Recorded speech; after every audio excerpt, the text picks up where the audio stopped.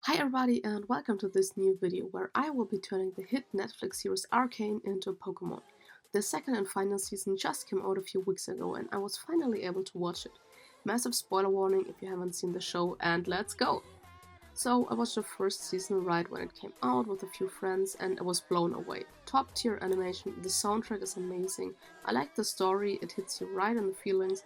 The characters are worth being invested in, and the character design is just absolutely badass, perfection. Even the background characters are out of this world. I especially love how dark but yet colorful the show is. Like, if you've seen it, you know how that makes sense. I will at first talk about the things I liked about the second season and then my two main issues.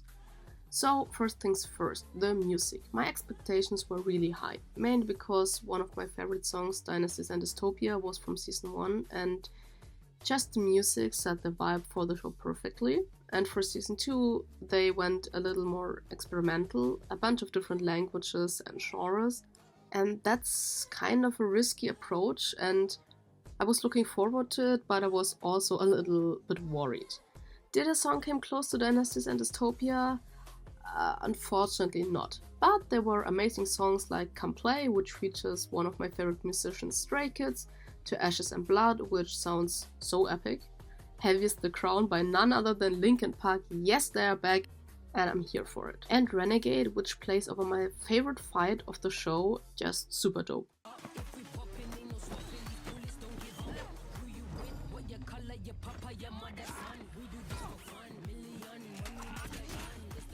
And lastly, Paint the Town Blue by none other than Ash Nico, which is also one of my favorite musicians.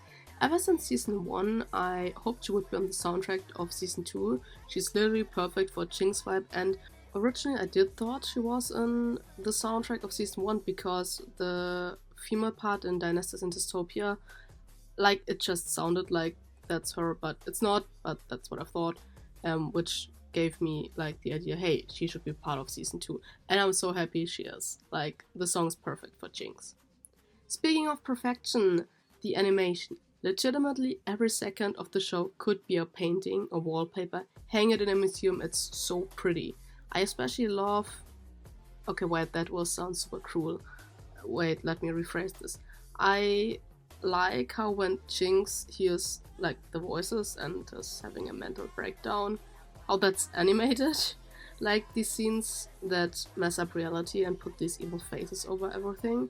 That is super creative and it looks cool. I mean, what else can I say? The battle scenes were fantastic. My favorite one was Jinx and Civica versus Smeech. Was that his name? I think so. Mainly because it is serious and unserious at the same time. Like, Jinx's chaotic energy infused with Civica's more mature nature was hilarious to watch.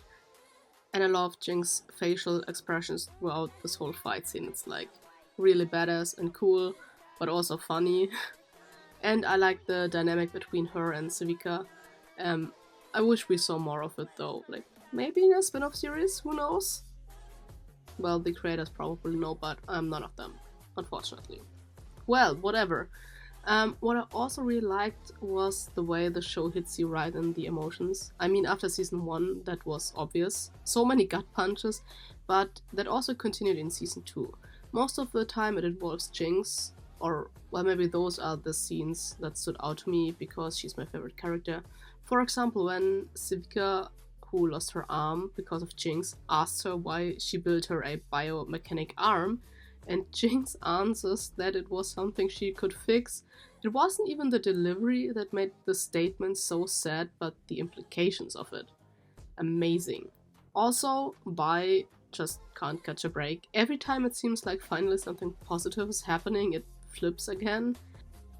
Like, she and Jinx find out that their father, Vander, is basically still alive, but was turned into a monster. And there actually is still something left of him in there, so there's hope that they're getting their father back. And Jinx also seems to break out of her madness due to Isha, and, well, all 3 characters just die. Isha was literally just a kid that was... like, the scene was epic, but bro... And Jinx dies while saving Vi from Vander and both fall to their death, so Vi just saw her father she thought died but didn't, and her sister that she thought had lost but didn't die. Like, they could have been like a family again and then death. Was so sad.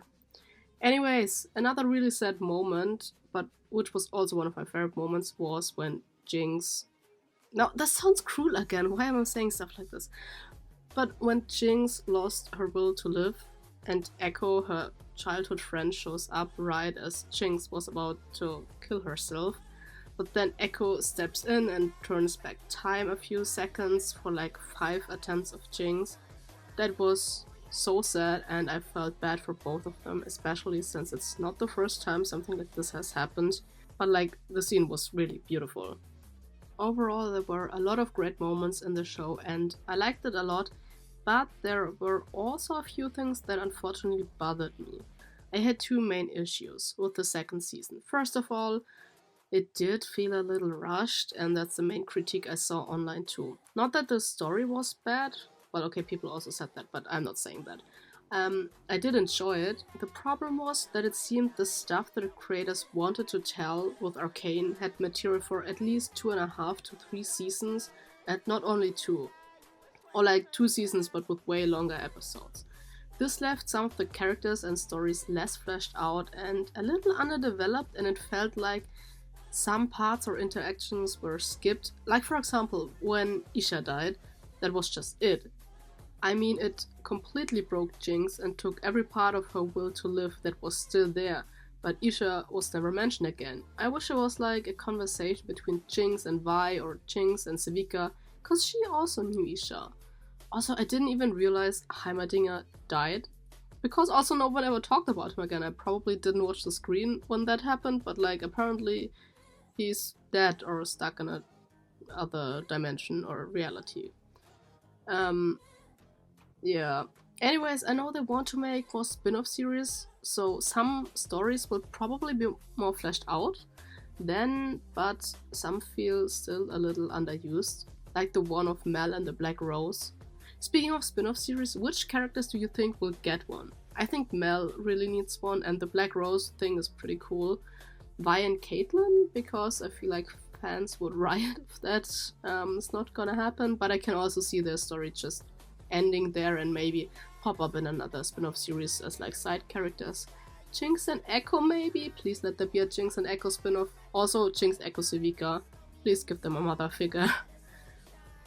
Yeah, well, you may be wondering how that would work since Jinx died, but there's a very promising theory that she didn't die after sacrificing herself for Vi, and just watch this video right here, it convinced me easily, maybe because I want her to live, but that doesn't change the fact that it seems very plausible. I need her to be alive. Please be alive. And lastly, I think this random fishman or the like bad guy deserve a spin-off series. They were so prominent in the second season, I saw them like everywhere. And wouldn't it be hilarious to give a random background character a spin-off series? I would definitely watch it, and well, realistically speaking, I would watch anything in the Arcane art style, so I'm not sure if I count, but yeah. After watching season 2, I did like it, but I felt a little like something was missing, but I couldn't put my finger on it, so I thought about it for quite some time and I finally figured out what bothered me so much. It is the way Netflix promoted season 2. Because all the teasers for season 2, 95% of the time showed the storylines of Vi, Caitlyn and Jinx. So obviously I went into the season with the expectation of season 2 mainly focusing on these character storylines, but that was just not the case. The main story is the journey of Jace and Victor, who basically becomes the spectral figure in the end and is the main enemy. And I liked the story, don't get me wrong, but it felt like the other stories which were teased in the teasers for the series were like pushed to the side and just following next to the main stories, and that's just not what Netflix made me expect.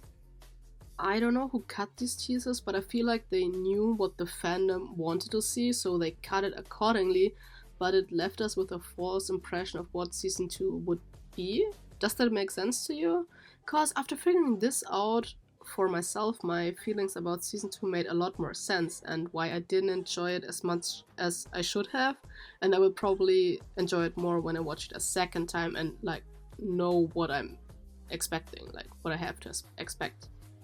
And I think what combines both of these critiques of mine is Vi's underground battle arc, because during Geek Week they showed a sneak peek of Vi in this underground battle ring after she and Caitlyn broke up, and well, the stuff we saw in the sneak peek was everything we also got in the final series. I think they legitimately put the whole thing as a teaser or a sneak peek. And they put a whole character arc in 2 minutes and 30 seconds, which itself is fine, but this was released to hype up fans.